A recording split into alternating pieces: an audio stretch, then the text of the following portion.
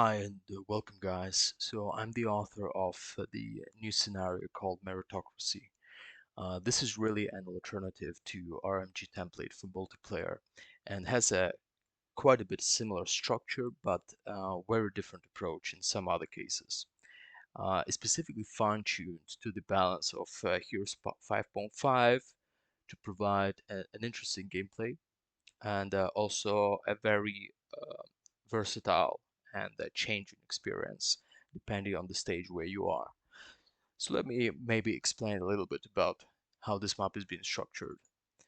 So here we have uh, two players.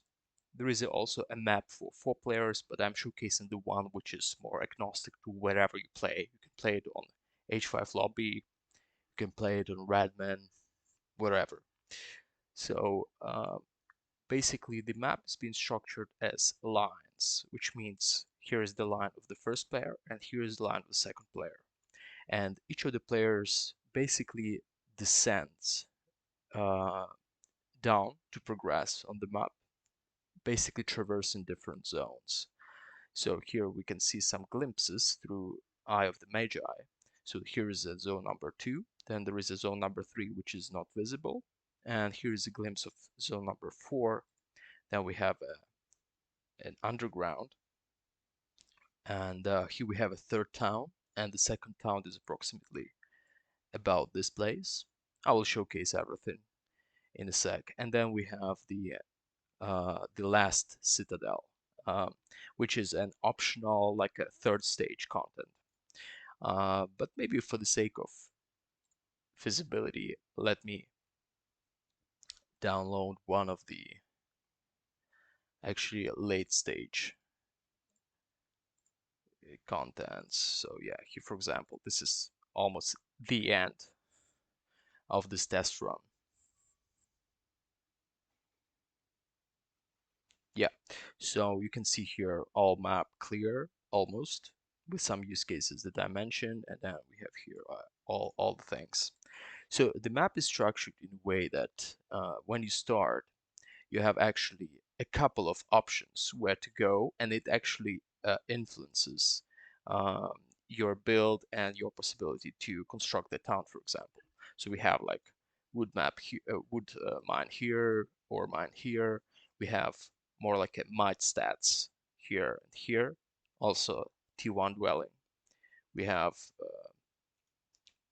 stone here. We have SP here.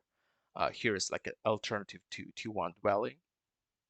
But on the contrary, we have some additional spells. Then we have two refugees, and they're actually quite interesting. Sometimes they are being actually utilized quite a bit. And here you almost see no monsters, so only some of them are available. Because when you're playing these maps, we have pretty limited time. You want to reach second town, right? First, but of course, being there too fast might be very high on casualties. So you basically are choosing which way to go. And sometimes it's a matter of, okay, what kind of guards are there? Sometimes it's a matter of there are different resources on left side, on the right side. There are also different artifacts. Those are random. Most of the guards are random. Some of the guards are predefined. Especially typically there is a tendency to have uh, as the last guard here on the road to be the most kind of annoying unit from that tier. For example, here we have Furies. Here we might have like Stalkers and Gremlins. Assassins not specifically because they are just can be devastating. They are influencing the balance.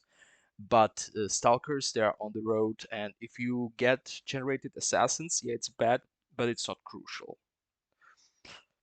And the same thing here, like we can have snipers here, some ghosts here, and so on.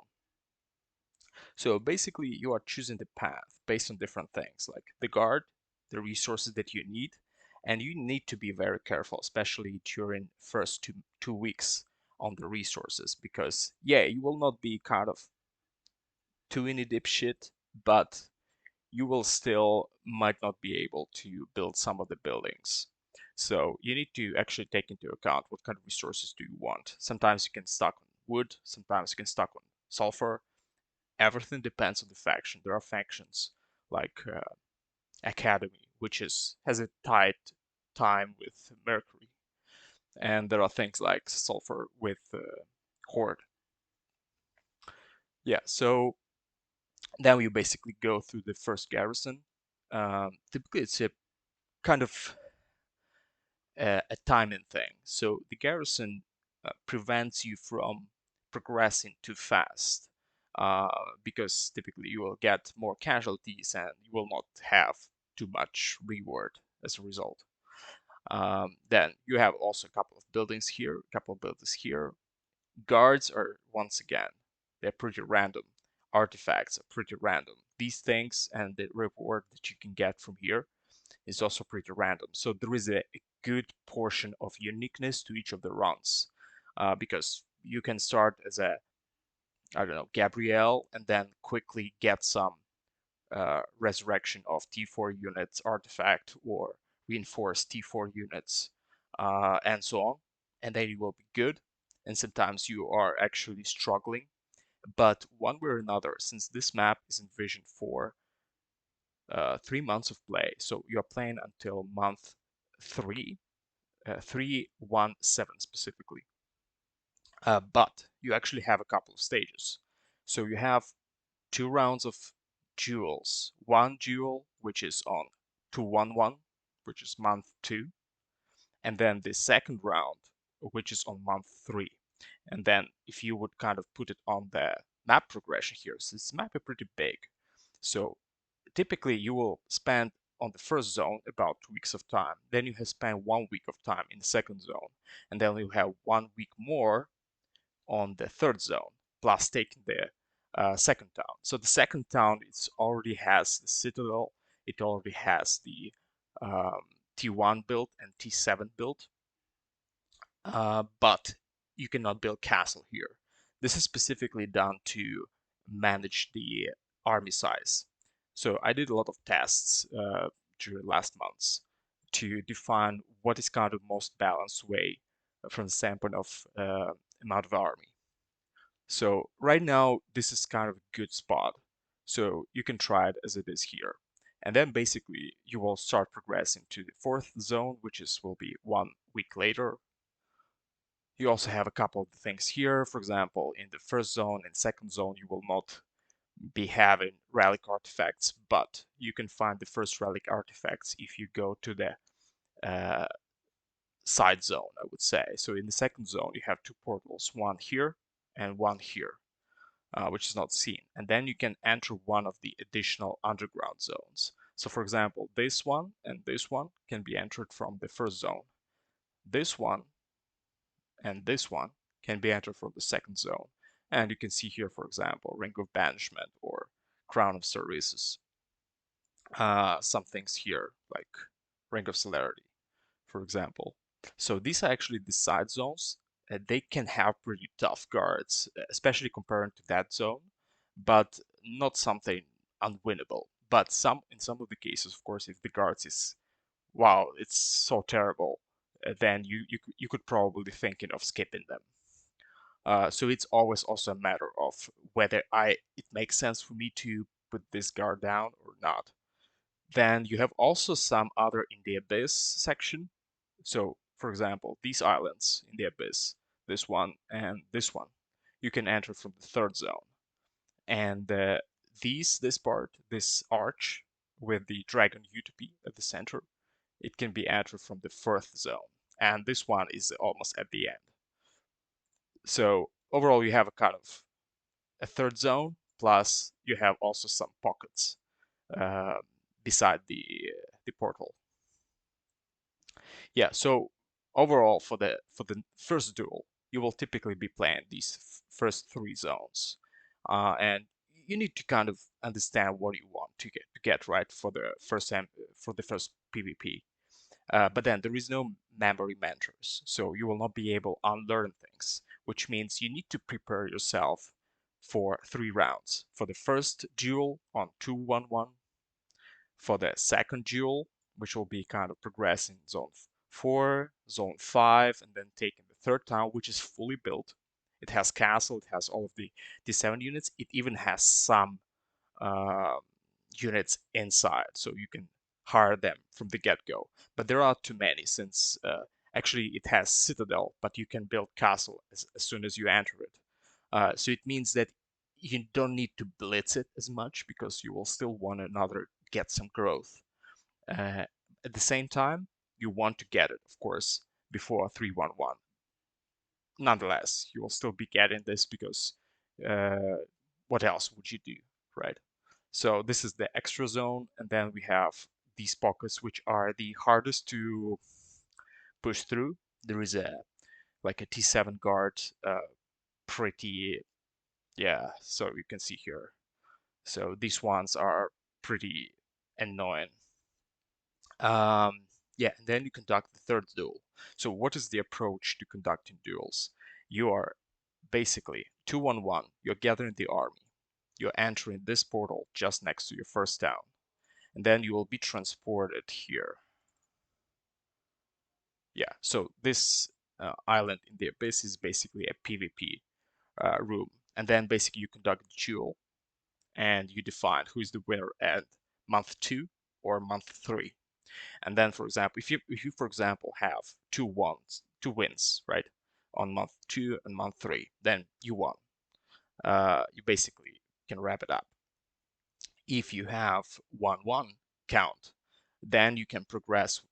Well, you can actually decide to have it as a tie, but you can actually have some additional content, which is moving from the third town here, entering the this portal, then you will be transported to this middle ground, and then each of these portals will lead you the uh,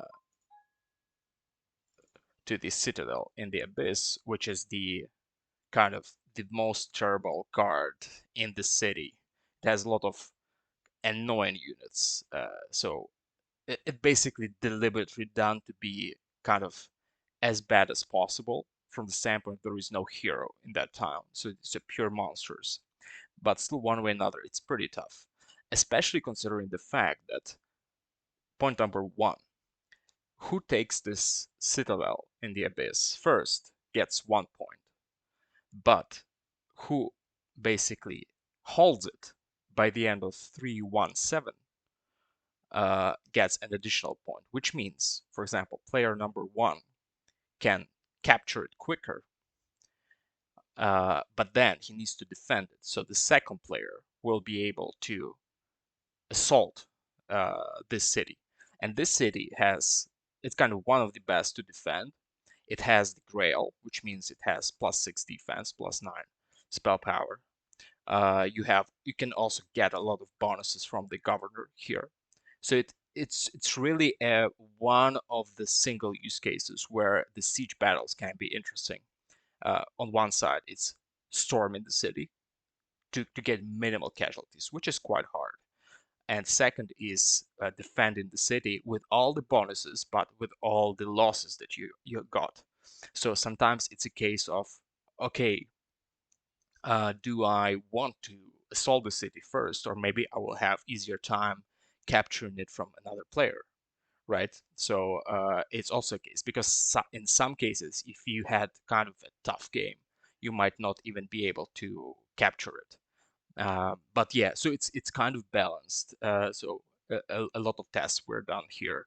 So of course, interesting to got your feedbacks on this part especially. But first and foremost, the most attention was done to month 2 PvP.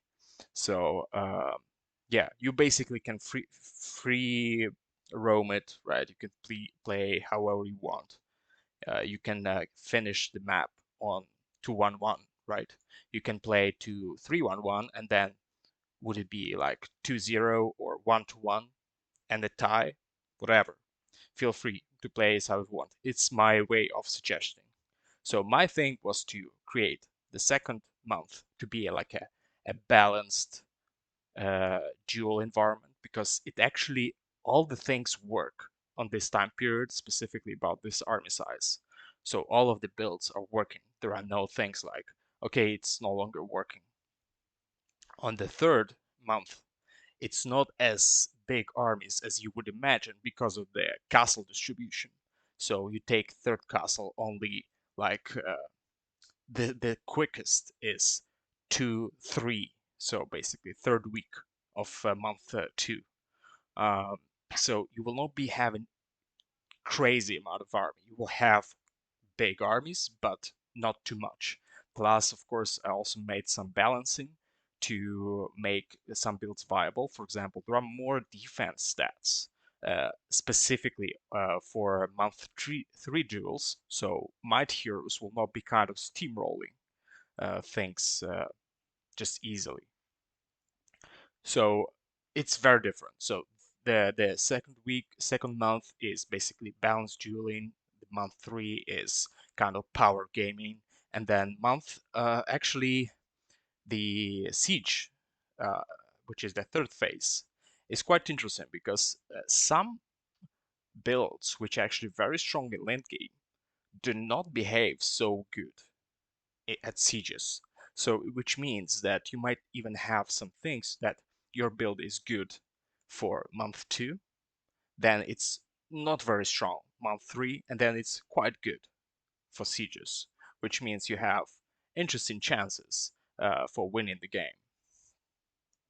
Yeah, so this is what I wanted to showcase. Yeah, overall, I deliberately wanted to make it as simple as possible from the standpoint of understanding. Uh, it was done quite okay from the standpoint of the visuals. There were some better maps that I did, specifically for Heroes 3.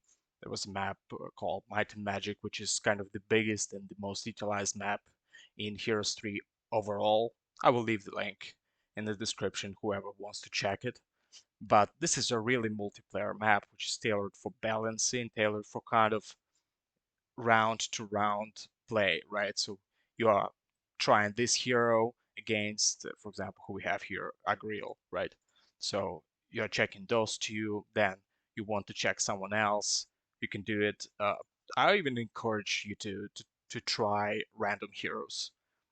I think that's the best approach, and you will be most likely quite surprised about the balance for some heroes which are considered, for example, quite bad. For example, some interesting things. For month 2, there are talents like Arcane Omniscience or Scholars, which can be quite good.